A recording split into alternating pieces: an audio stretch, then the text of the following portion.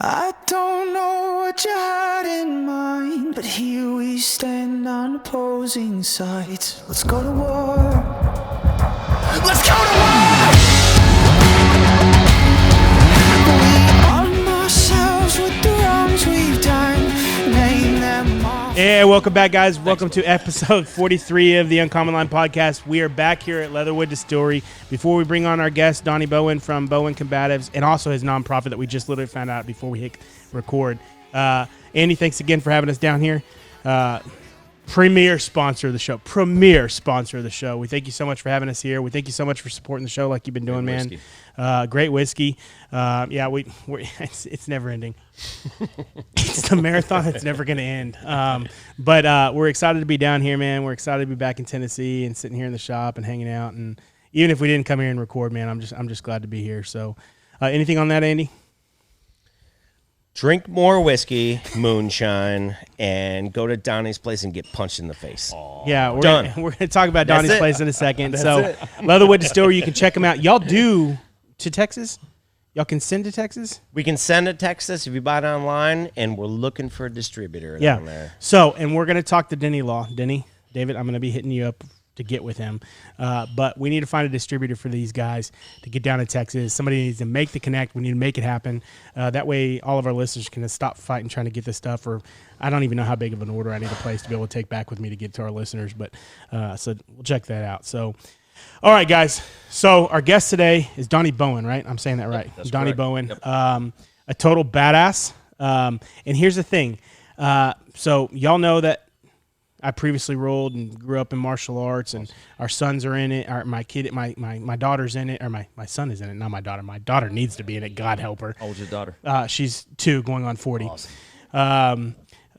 So martial arts for me. It's I'm speechless because I know how much it means and how much I think everybody needs to do it, especially for our law enforcement guys. It needs to be what you're doing, your ground fighting and learning how to fight, so to speak, because God knows what it's like to be out there these days. So, first off, how do y'all know each other? We're Green Berets. Through the Legion. Through the Legion. So you both fifth group, because essentially fifth group's close to here, right? Close to Pleasant View, Tennessee. Yeah, so Fort Campbell's right down the road, right across the border in Kentucky. Clarksville, Tennessee, or Oak Grove, Kentucky, however you look at it. So you served, when were you, Andy, again? I got to group in 2002, and then I left 2014 And or you done? 17. I got the group in June 2000 June of 2000, and you were until 2011 August. damn. So Yeah. 10 years, pretty much. I mean, average. Yeah. Both of y'all. And then so I assume y'all ended up here because stationed here originally and everything. Right, and just stayed here. Okay. Yeah. We didn't really know each other while we were in group. We were in 2 different battalions.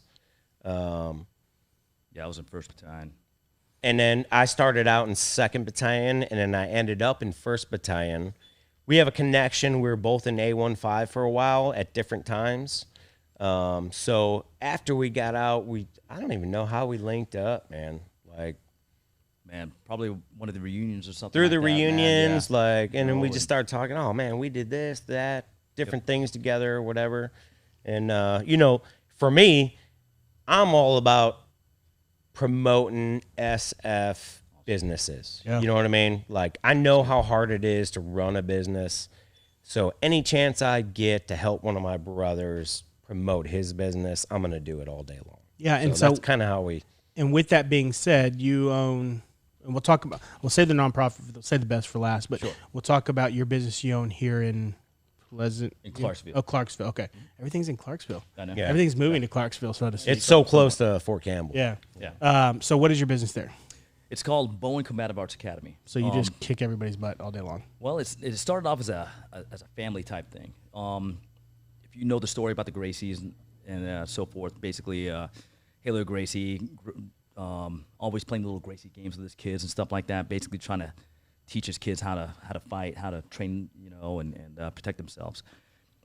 I pretty much had the same idea, even though I didn't hear about the Gracies until way later. But once let me kind of back up. I have 4 kids. When I found out I was having when my wife and I were having a daughter, I was kind of looking back like, man, this sucks, man, because I remember how much of a scumbag I was with chicks and so forth. So I was like, man, you know what? She better learn how to fight. Yeah. So, so before jiu-jitsu and everything else in judo, I started teaching her kickboxing and everything else. And then, of course, later on, I was we lucked out, had a boy. You know, nothing against girls, you know, but I mean, definitely we lucked out. We had a boy, and then we had another boy. And so let me see. Our oldest girl is 28. My next boy is 25, and then we have our 24-year-old. And then we start all over again. We have our 13-year-old. My wife had her tubes reversed to have our 13-year-old. Anyways, when I found out we were having a girl, like I said, taught her how to fight, and it just kind of grew from there. You know, because it's one of those things where I kind of felt like, well, yeah, let me go ahead and make sure they have survival skills. Really, what you were saying is make sure you can beat up any boyfriend if they have one. Hey, Survivor exactly. skills. Yeah, exactly.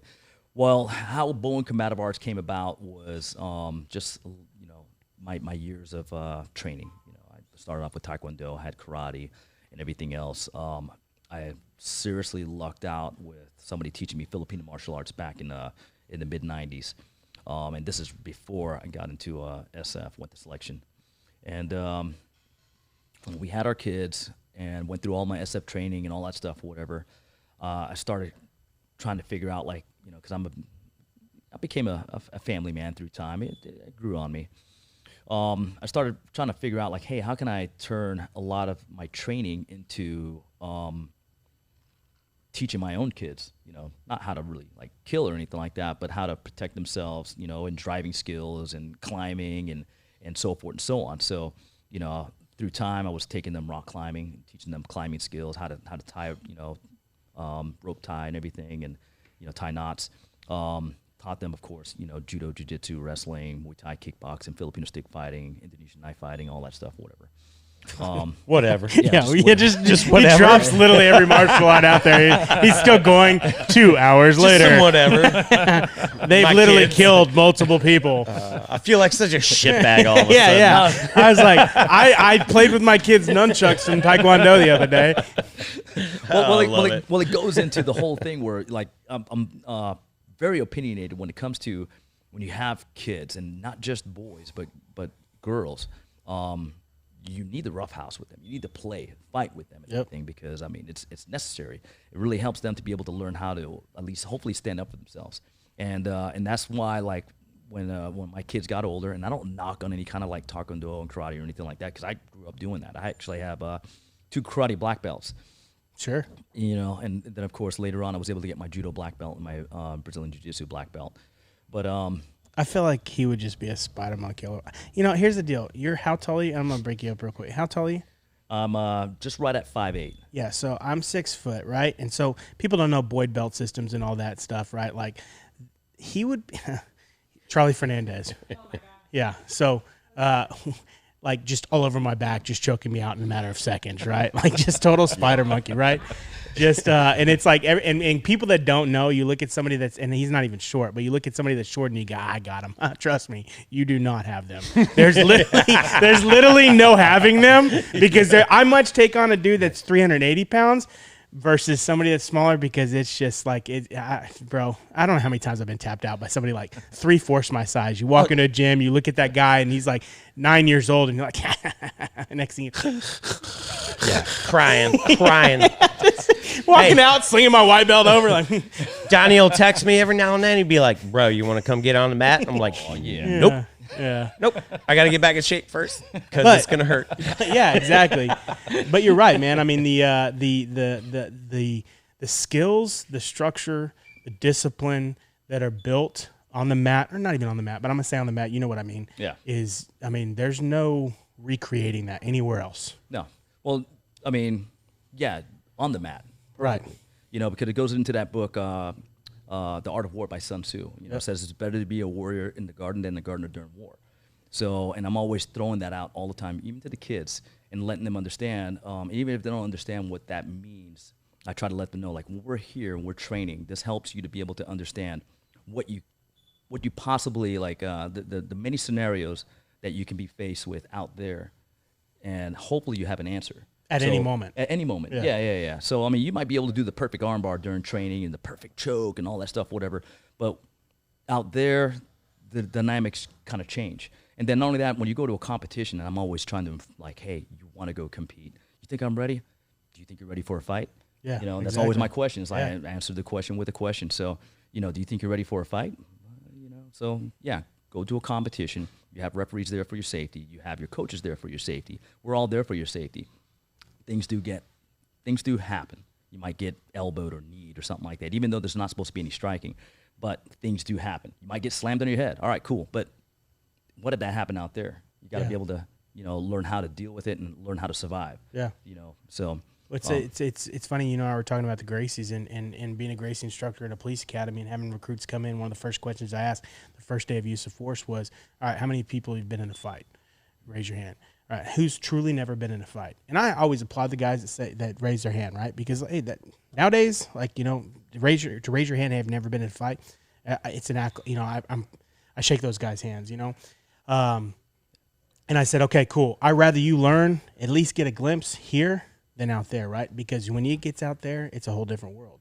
You know, you're on your, you know, for us, you're out by yourself on a traffic stop, and all of a sudden the fight's on. It's not pretty. It's not perfect. There's not the perfect armbar. Yeah. And I think what's happening so much often with our kids and specifically law enforcement and even anybody, you get in that world and all of a sudden it hits you, and if it hits you and it surprises you, it's just too late. Yeah. And the exposure there of structure and discipline and integrity is not happening soon enough for our generation right now to our kids. Exactly. You know, so it's really neat as when you first start off, I mean, everything's just spazzy. You're that spazzy white belt. You know, if you've never had anything like any kind of training, wrestlers will come in and at least they, you know, they're kind of acclimated. Yeah. But anybody else, if they're like completely just green, you know, they tense, green, nothing. Super, there's no super flow. Spazzy, Yeah. They're just grabbing and just their head's about to explode. That's me. That's Andy. That's me.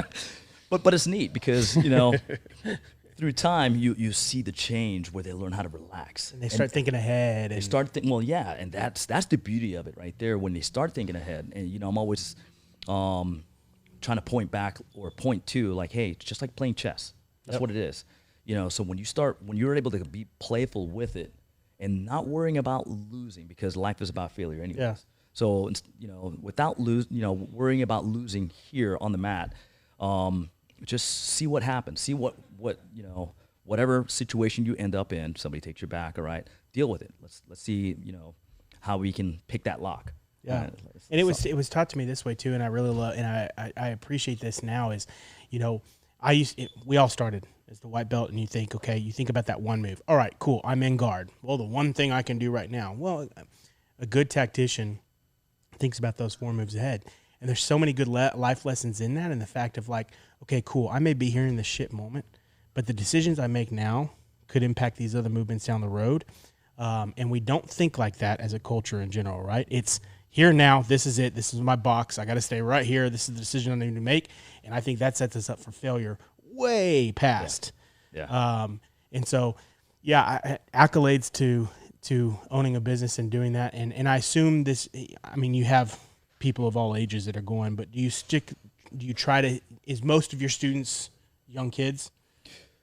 It's kind of good mix. A lot of our kids, a lot of our students are young kids and stuff like that. And it's really cool where we'll have a lot of the wives that will actually come to me like, hey, my husband told me to bring my child to you. You know, and I'm like, hey, that's going to be me next year. Yeah. Okay. so it's really neat, you know, and normally if I know they're from group or just whatever, if I know their dad, I'm like, whenever they start whining, I'm like, no, I don't buy that. Yeah. You know, go over there. Suck that up. Yeah. Suck that up. And, you know, because it's really, we got to keep our lights on and everything, but it's really not about the money because honestly, I want to see kids learn to be tough. Yeah. You know, and not being a bully or anything like that because, you know, of course, like when I'm teaching, I try to get them to learn to control aggression. Yep. When they're on the mats, no, I want them to be aggressive. You know, when they're just timid, I'm like, no. Yeah. Be aggressive. Push that person back. Take them down. You know, throw them on their head. Which is exactly the opposite of what teachers are teaching them yeah. at school, 100%. right? So it's got to be hard 100%. for kids to listen to you, because I get that at home too with my 3-year-old, right? Because I'm pretty rough with him, right? Because I'm raising him like I did my older son, who's now in the infantry, right? I'm rough with him.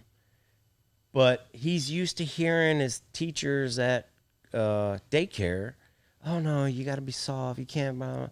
But at home, it's, like. Right to the face. First. It's just Like, but it's like pillow tower. We're going to make a pillow tower, but when we do a pillow tower, I'm going to freaking body slam you. yeah. Yeah. And I want you to body slam me. No, and And you hit it's the such nail a on the head. transition. So it's funny, and I joke around about this all the time and everything. I was that asshole when, like, my kids, when they started to learn how to walk, I'm like, all right, cool, they're walking, oh, that's cute, I start walking. I'm sorry. When they walk by me, I trip them up. I'm like, because I want them to learn balance. I did too. So we had the big yoga ball. I remember how old was my son? My son was not even. He was probably a year. He just started walking, and I had this big yoga ball, and I was like, boom! And this kid goes flying further than I think he was going to go flying. And of course, and it's like, yeah, you've got to be the dad, but I tried After not the to. fourth time, he's like, exactly grabs the ball. Exactly. You're like, exactly, yes! dude. And it's like those things. Yes. I never wanted to shortchange that, because now yes, kids are fearful, but taking away that fear from a kid, like, I don't want to take away that. Like, I want them to have a healthy fear of that, but go, okay, cool. Because now when I go in rough with him, he's just like, rah, cool. And it used to be, no, Dad, I don't want to do that. And now it's, we just had a situation the other day at school. And I wasn't privy to everything. She tries to fill me in last minute, because if not, I'll rock it up to the school. let mama take care of that shit. Yeah. No. And Stay away. He said, some kid pushed him, right? And they were messing around, but the first story I got was like some kid pushed him, and then he did something back, and I was like, I have no problem with that, right? Did you tell the kid to stop? Yes. Cool. Did he push you again? Yep. And you did what? You handled up, right? I have no problem with that. Schools don't see it that way. No. And teaching the respect, because then I tell him, hey, we're not a bully. Come to find out, he was the first one that did it. Like, he did something first to him. But either way, he was the first one to do it. And I said, we ain't going to do that. We ain't doing that shit. You ain't going to be the first one to do anything. Sure. Yeah. If a kid spits on you or pushes you, okay, cool. But we ain't going to be the first one. Yeah.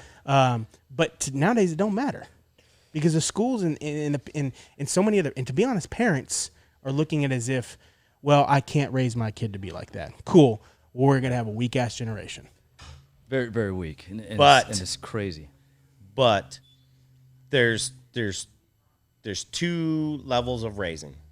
The school raises a child a certain way. You raise a child another way at home. Yeah. Yeah. Right? So let me ask you this: being here in the schools here, what are the schools like here with situations like that? I'm not talking about. It's the same. Okay. It's the It's same. the same. So, so with our kids, so like I said, we have our 13-year-old. She's going up the ranks and everything. All the other ones, the 28, 25, and 24-year-old, when they were all in grade school, something that I learned through, like, let's say level 1 Army combatives. Level 1 Army combatives, everyone has to go through what we call a punch drill or a clinch drill. So I was like, man, that's perfect, because I think kids need to go through something like that. Because it really helps them with being able to. You're talking about like the throw and punch, cover up, and close distance. Yep, exactly. You don't throw back, but you just have to be able to stop them from hitting you, and then lock them up. Whatever. But in the Army combatives, we're not supposed to take them down. But why not just be able to take them down, lock them up, and stop them from hitting you? So, so with all that being said, for my own children, I'm always making sure that they understand, like, all the grappling arts, the judo, the jiu-jitsu, the wrestling, and then of course them, because we talk about this all the time, understanding when to strike and when not to strike. So in school, I tell them, like, hey man, I can help you guys if you guys just do this. If it's a one-on-one fight, because we box, we kick and all that stuff and everything, but you guys have the grappling skills, judo, jiu-jitsu, and the wrestling. If it's a one-on-one fight, I don't care if they hit you or whatever. I want you to not, I want you to just basically take them down. You can throw them as hard as you want, lock them up, but I also want you verbalizing. I want you saying, help, teacher, help me, this person's trying to hurt me. Now you can lock them up. Hold Yeah, them really, we really know that's tight. uncomfortable, You can- right? Yeah, Yeah. you can lock them up, and if you, I don't want you like choking them out, Yeah. but if you can lock them up really, really tight and encourage them to stop hitting you. But if they pass out, that's fine. Yeah. And I'm okay with that. I'm completely okay Yeah. with that and everything. But for when I explain to them, I'm like, you guys go to the principal's office, and when they're basically like, oh, they were in a fight, I'm like, no, if you want to review the tape, no, my child didn't hit that child or anything like that. So they weren't in a fight. Oh, they were over there. I'm like, no, that person didn't. Yeah. My child didn't hit that. Yeah. That person tried to hit my child, or that person hit my child 2 or 3 times. My child just took them down to try to stop them from hitting them. Yeah. And basically they were yelling for help. Cool. Yeah, Now I explain where if it's 2 or 3-on-1, whole different ball game. Strategy wise, you're gonna have to strike your way out. Because you can't take that person down, because now you might get soccer kicked in the face, or that other person might come and punch you in the back of the head. So strategy wise, no. If it's 2-on-1, 3-on-1, and you already detect that, then you will have to strike your way out, and I'll be there for you. How many holes in the drywall did you patch up with your kids growing up? Oh man. I lost count. So you have to. That's a wife question. Yeah. I mean, because they were. I got videotapes of these guys roughhousing, and I love it. I Yeah. love it. I'm always encouraging it and everything. And my wife, it's like, oh my gosh, what are they doing? They're throwing each other, and they're trying to, No, let him go. Why are they on the roof again? So let me ask you this. So you obviously martial arts and stuff was a basis for you going to the military. How did it shape you going into the military? So Do you feel like it set you apart from others? I honestly believe so. Well, kind of backing up, I didn't think I was going to join the military. So that's pretty interesting. It might be an interesting story to you guys. My direction was, I was training with a buddy of mine, and we had a coach, and we were doing nothing but like hardcore kickboxing. And my plan was to join the graduate, and then we were gonna go fighting. We're gonna go to wherever, Canada, blah blah blah, and just do a lot of fighting and stuff like that, like kickboxing matches and everything. And then the hopes was possibly get into the Olympics and fight, being the Taekwondo. And when it came time for like my mom, because I was underage, she said nope. So I was like, fine, I'm gonna join the army. I'm gonna go and blah blah blah. And So then why special forces? Well, that comes a little bit later. So I actually, like I said, I joined the army and ended up Desert Storm like about a month right after graduation. Got married to my wife about a year later. We were dating when we were in high school. I had a recruiter that was talking to me. I saw some SF guys, and I was like, oh, that's pretty cool. So I talked to my wife about that, and she's like, no, those guys are crazy, blah, blah, blah, blah, blah, and a whole bunch of other stuff. And I'm like, oh, man, swiper, no swiping. Okay, whatever. So so I go back, doing my thing and stuff like that, but always training and still always whoever, what do you know? All right, cool, let's train. Start to learn some kung fu, blah, blah, blah, whatever. And then when I deployed to Bosnia in 95, 96, and I was gone for a whole year, I told my wife, hey, these guys are only, the SF guys here are only here for 4 months. We're here for a whole year. And then she was like, oh, really? Okay, go ahead. All right, cool.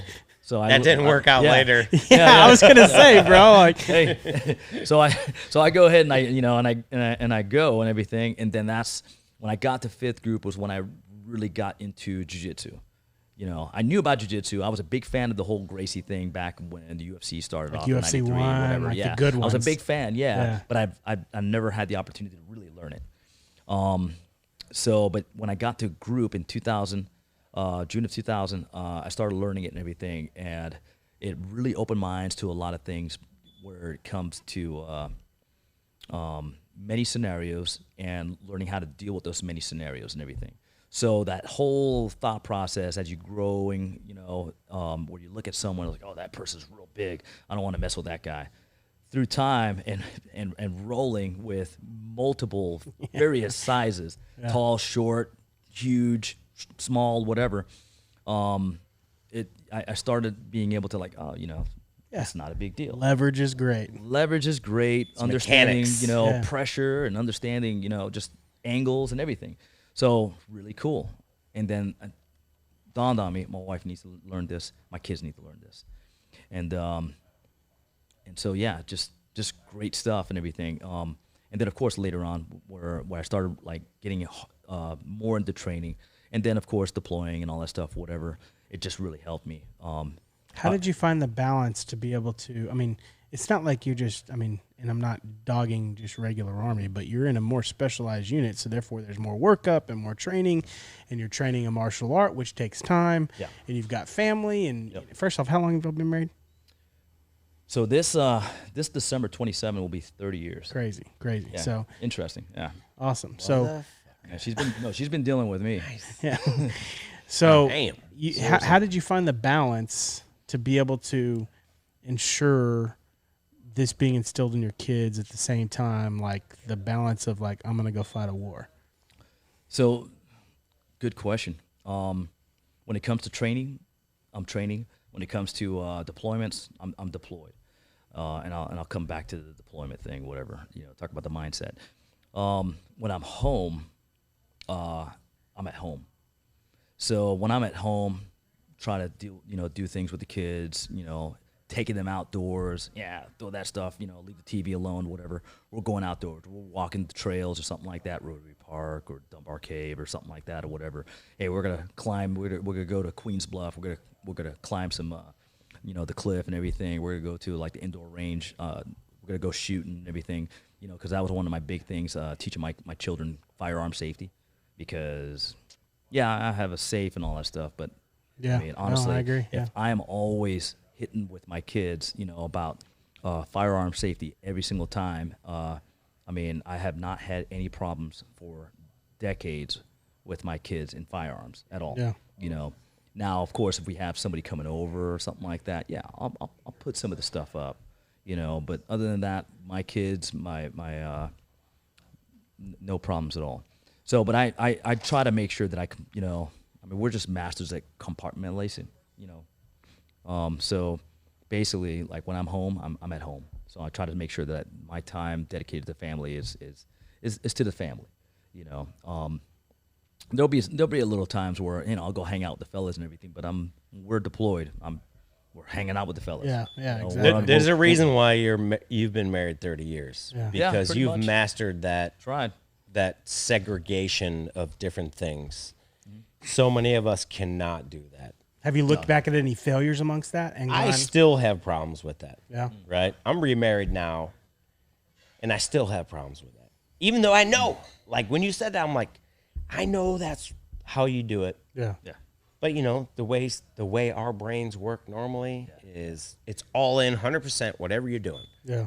Right? If you're at the gym, you're freaking banging it out on the mat, it's 100%. If you're at the gym lifting weights, 100%. If you're at work, 100%.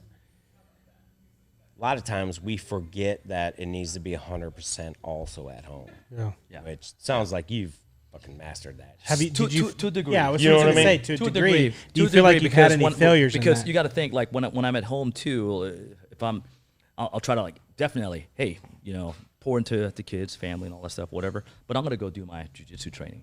I'm gonna go do my skydiving. I'm gonna go with the guys. We're gonna go, shooting. So, but I try to limit those times. Right. Because Yeah. Are you But- still skydiving? I have not skydived in about 2 weeks. no. Actually, about 2 years. But I have to. Good call. That because- shit's dangerous. Seriously, man, no, it's it's so, I love it. It's just so, I miss it. yeah, Ain't no, I miss no it. joke. It's been I about hate 2 it, years. but I love it. Yeah. You know what I mean? It's one of those things you're like, when you're doing it, you're like, what the fuck am I doing? I need to do it. It's one of those things that Yeah. I'm going to do just to face it, but I hate fucking planes. To think I was almost an air marshal, it's crazy, but I hate Oh, no, you planes. die, dude. Yeah. I hate planes, but I just need to do it to face it. Yeah. Yeah. Fifth group got tasked to do some air marshal shit for about When they first started, 6 when they months first spun up, after right? 9/11? Yeah, because it was a bunch of fifth group guys. Then you had like I'm they glad brought in I like wasn't competitive there. shooters because they didn't have anybody that could shoot as good. right. So yeah, that's crazy. I was glad I wasn't there and asked because I hate flying too. Oh, dude. So let me ask you this: when you talk about this balance, right, and being in and out, and like, have you felt like you've had failure points throughout your time of raising kids? You know, I do, and that's where, like, of course, the spouse has to be on the same level, you know, or basically they have to support that. Yeah. So, you know, because like my wife she'll tell me like, oh, you shouldn't say that to your child, you know, to our child or whatever, because I can be hard sometimes or whatever. I'm like, no, you don't need to eat that garbage, you know, or you know what? No, you should. Dad, it's just salad dressing. You just eat the spinach. But I've had like other outsourced resources tell me like, hey, you're gonna make your kids not like exercise. I'm like, no, this is okay. If my kids are disobedient, I'll spank them. I do. Yeah, if they're disobedient, I spank them. Now if they're just being a jackass and, you know, just whatever, you know, I'm like, I don't need a freaking spanking for that. Hey, get in the push-up position, you know. Yeah. Freaking do squats, do burpees. Yeah. Stay right there, you know, and I'll get onto them. And No- then I'll and no if anything, candy for you. Yeah. No, people exactly. make fun of it because Yeah. I remember with my son when he kept touching the soccer ball with his hands. I was like, cool. Every time you touch the soccer ball, boy, it's in push-ups now. Yeah. And now he'll start to, you know, and it's like that little learned behavior, right? Yeah. And it's amazing, bro. But yeah, I mean, I'm glad you talk about spanking because I'm all for it. Oh, I'm all about it and everything. I mean, of course, you have to, you know, just There's balance. yeah, there's balance and everything. Yeah. But I mean, like I said, if it's And we're talking spanking not in the bedroom, babe. I wasn't talking about that. I'm talking about on the kids. She looked at me all suggestively. oh yeah, Totally made that up. No, but I think that's one thing. And here's the deal. I mean, I remember as a cop, you know, you may be on a patrol at a mall or something, and you see that one kid that's getting spanked to the parent. You have that one parent that comes up and goes, hey, I mean, and I'm like, I hope you're doing that, right? I mean, it's just one spank on the butt. Hey, you shouldn't do that. You know, it's not like I'm talking this kid's getting punched in the face, but I 100% believe we have a lack of spanking in this country. Yeah. Hence why we have a abundance of just pussies. yeah, You know? yeah. Well, Yeah, there's a Brats, there's pussies, a lack brats, of whatever. a lot of Yeah. things. Like we're and- raising young kids that are not ready for life. Yeah. Yeah, exactly. Yeah. You know, so a lot of my, like the kids, the jiu-jitsu class is I take the mentoring serious. Yeah. You know, and especially if I know their dad or their mom, you know, I just like, no, I don't want to hear that. You know, guys, you're not hurt. Right. You know, and I get it. Your feelings are hurt. I understand, but get right back in there. Yeah. It may hurt, but Yeah. you're not hurt. Yeah, Yeah. you know, I'll see something, and you know, like maybe somebody got thrown or whatever, and I'll go over there. I'm like, hey, let me see. Oh yeah, you're fine. Go over there. It's like, oh, but I'm like, no, just go back home. Go back inside there. If you want to quit, then just go over there. Go to your mom and dad. But other than that, I want you to stay right here, and I want you. Actually, I want you to go over there and just get right back into it. And just try. Yeah. Just try again. You'll be okay. Go over there right now. You know, Yep. they go. Rarely do I ever have that one child that just, you know, like, oh, you know, they just want to go to their parent. Yeah. So, No, but, I think it's a discipline. You know, my son's very active, right? Like he's just all over the place, like in a good way, right? In a healthy way, but it's crazy, right? And at times, and so I immediately saw, I was like, cool, there's a lot of me in that. So what helps me with that? And it was the structure of, you know, martial arts and getting him in it. And we had his first class a few weeks ago, and it was cool to see him. You know, he was still kind of goofing around, but then he had a second class, and I had a conversation with him in the car. I was like, look, we're building warriors. You're a warrior. I said, you need to listen when you listen, because the other kids aren't listening. You need to be the leader that listens. And he sat there the whole class, and he listened, and he did some of the best he's ever done. And I think it's something missing in that structure and that discipline for martial arts. And I wish there was more of it, man. yeah. And you talk about the mentoring. For some kids, that's all they have. Yeah, so when I was an assistant wrestling coach at one of the high schools, when my boys were wrestling, I had a young man where you can just see he was just struggling with his grades and just mentally, if anything. Recognized that his mother, single mother, and all that stuff and everything, and then I think he started having to, you know, not really showing up to the practices, and then hey, I have to quit, and so I asked him. He's like, well, I got to watch my baby sister, the whole deal or whatever. So I talked to his mom, and I'm like, hey, how about I pick him up, and we'll bring the baby sister there, and if anything, we'll get somebody to tutor him. But he needs to. He should be here. Yeah. He should be here. And after a while, the mother okayed it, and we started doing that. So I mean, and the young man started doing pretty decent. Graduated. He later on, let me see. I think he started getting around the wrong crowd, and then I ran into him somewhere with some other crew, or at the carnival or something like that on Fort Campbell actually, and we kind of chatted. And he's like, "Hey, Coach Bowen, can I come and train?" I'm like, "Yeah, man, come and train. Let's talk."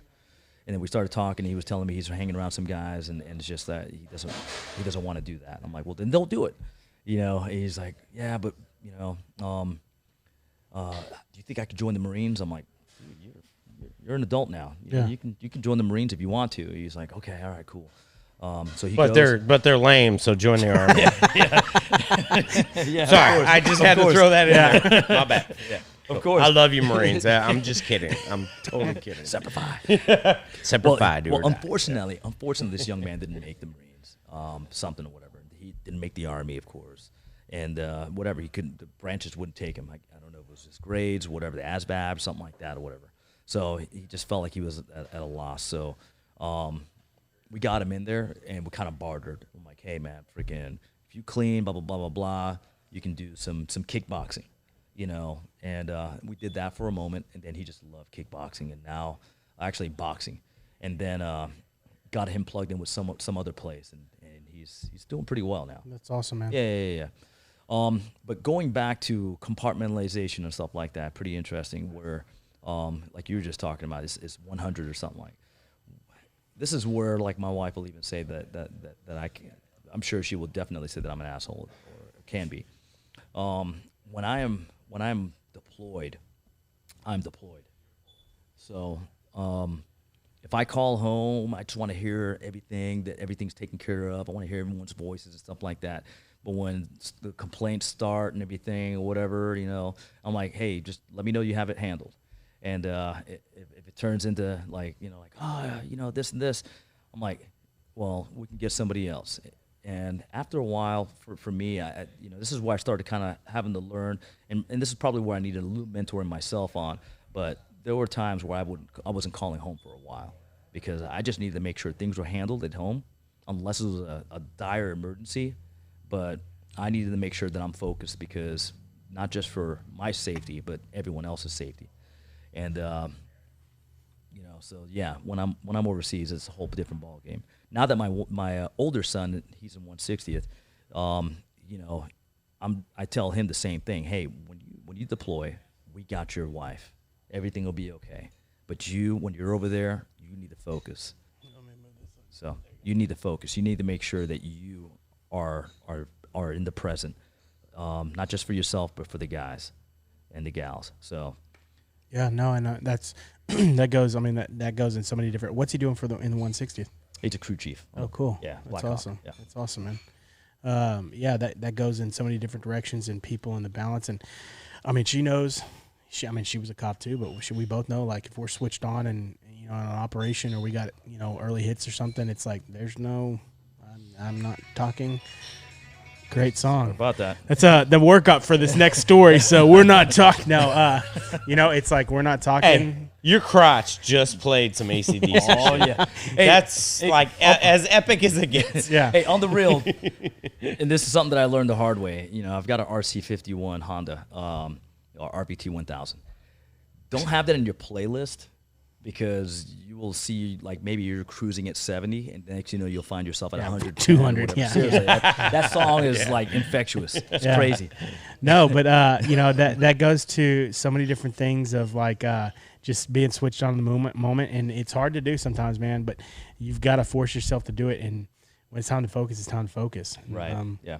Whatever that is. So let me ask you this: so you have the Bowen Combatives and just the nonprofit. I'm assuming that's kind of spurring on that to build that up as far as the kids that are in need or kids that can't necessarily make it. You try to fill that void. So talk about your nonprofit. So the nonprofit is called Battleground Parasm.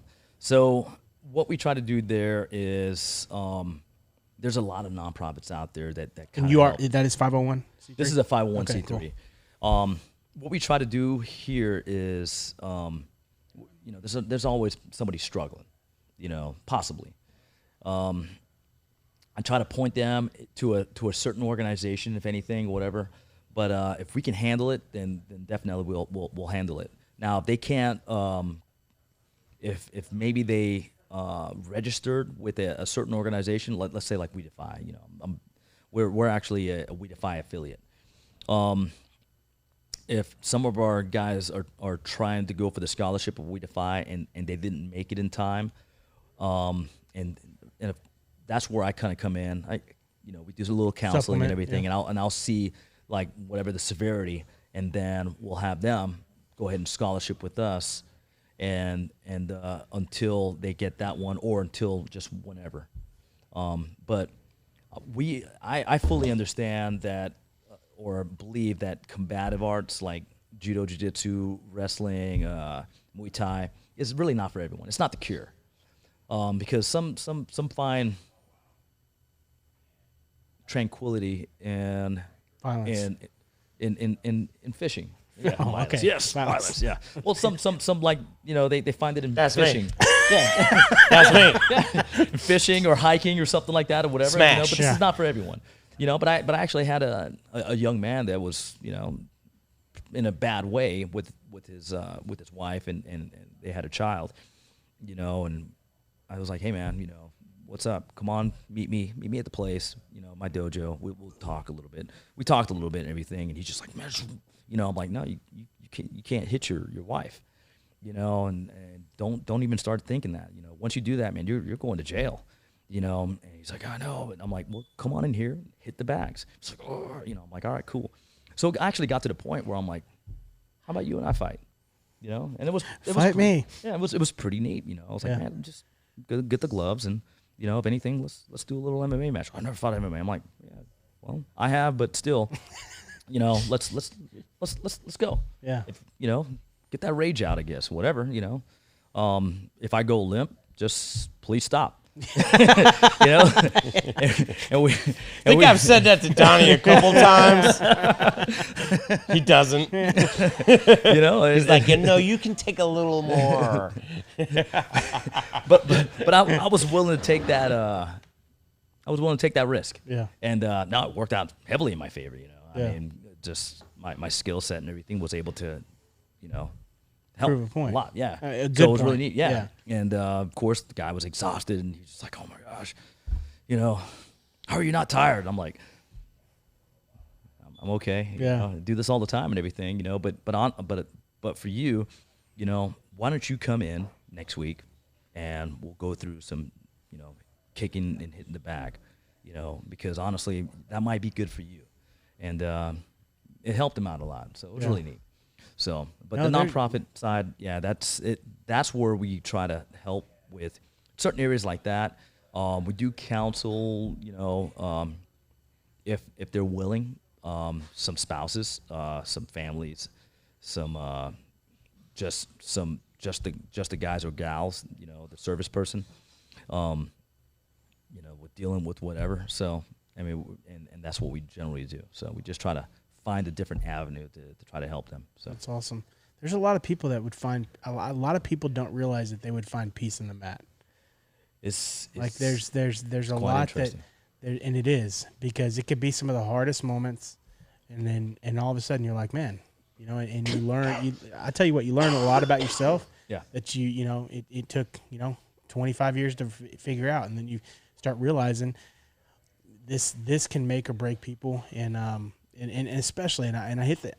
I always hound it into law enforcement. I wish it was mandatory. Yeah. Because it should be. Yeah, It should be. That's what I love about the Army Combatives program.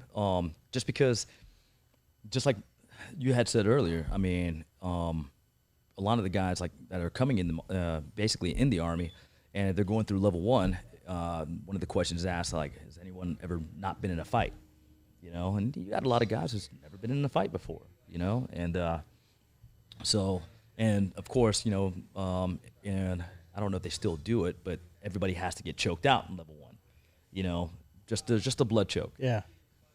And I've had a bunch of grown people like definitely scared about that because, of course, it is the unknown. So it's like one of those things like, hey, man, just relax. Because once you've been choked,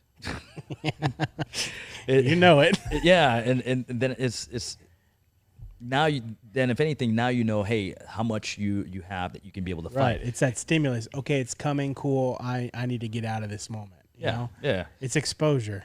Now, if somebody's doing an air choke on me, I'll tap super quick. But generally for like a blood choke, man, I'll continue trying to work it out and everything. Depends on And- how it's applied. Yeah, it really all depends. Yeah. If somebody's got me in a darce, tapping. and yeah. I'm tapping. Yeah. I'm tapping Well, very then we got to be quickly. careful about the crank. and Yeah. stuff. I never Exactly. tap. Yeah. I never tap. I don't care which one it is. Yeah. I'm taking it My man.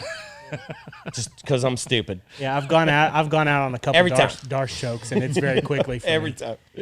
But yeah, man, that's really awesome. You know, I know you've got to get out of here. You've got some other stuff going on, and but let me ask you this, because we ask everybody that's been on the show that hasn't been on the show, and I guarantee you have a different perspective, but and I mean I could ask you 100 more questions with everything, but in a world of commonality, just common individuals, what does it mean to you to be uncommon?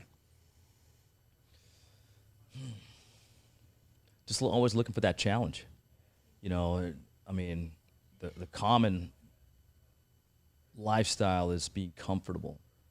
And for me, just always looking for that challenge. You know, of course, my wife and I know my kids. They don't like it when I would kind of when I would actually say something like I'm not actually going to grow old.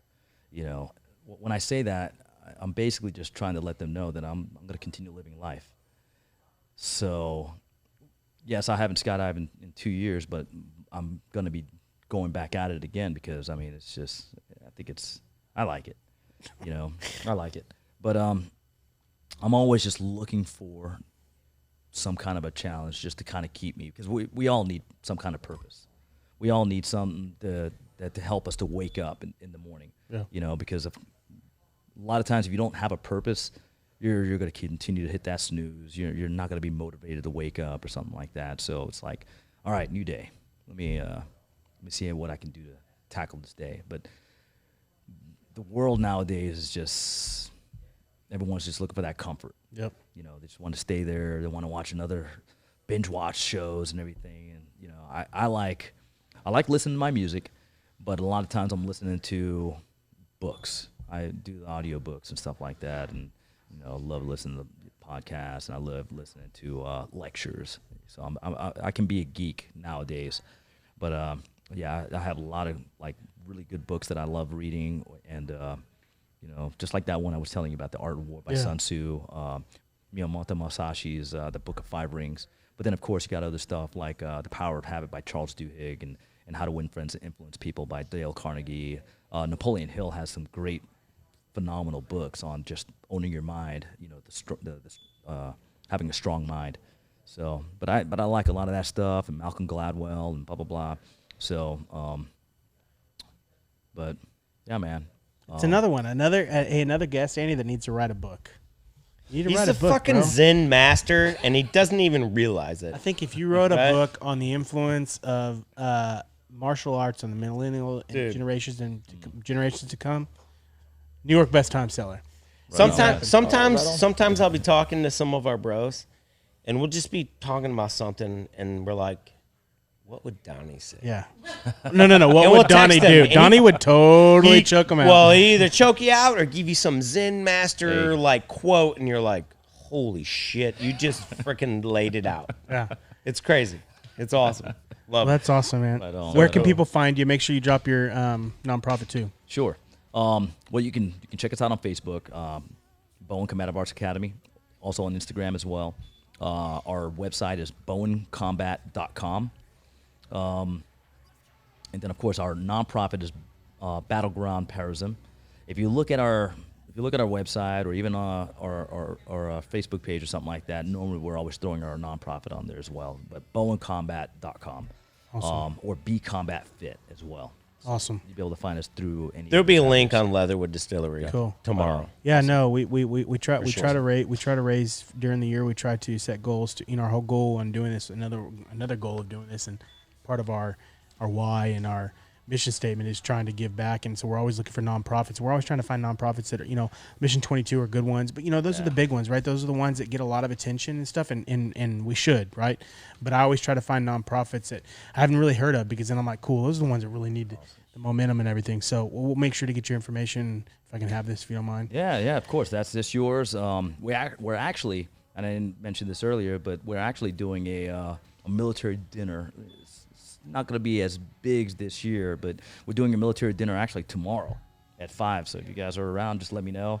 But we also have a link that we try to have people sign up just so we can have, little gifts for some of the, like if somebody's bringing their child or something like that.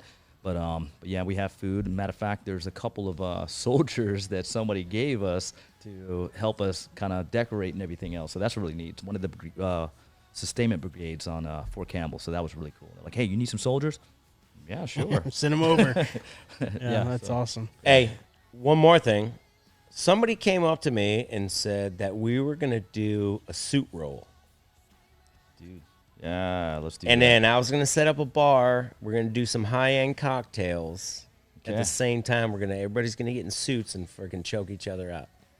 Yeah, I'm Okay, down with I'm that. down. I'm down with I'll that, wear. man. I'll bring that Dude. suit, bro. Right I'll on. bring Right? that suit. Right on. Yeah. Hey. Do it for Do charity. some Get the news martinis and choke outs, Yeah. baby. Right on, brother. I mean, that sounds cool.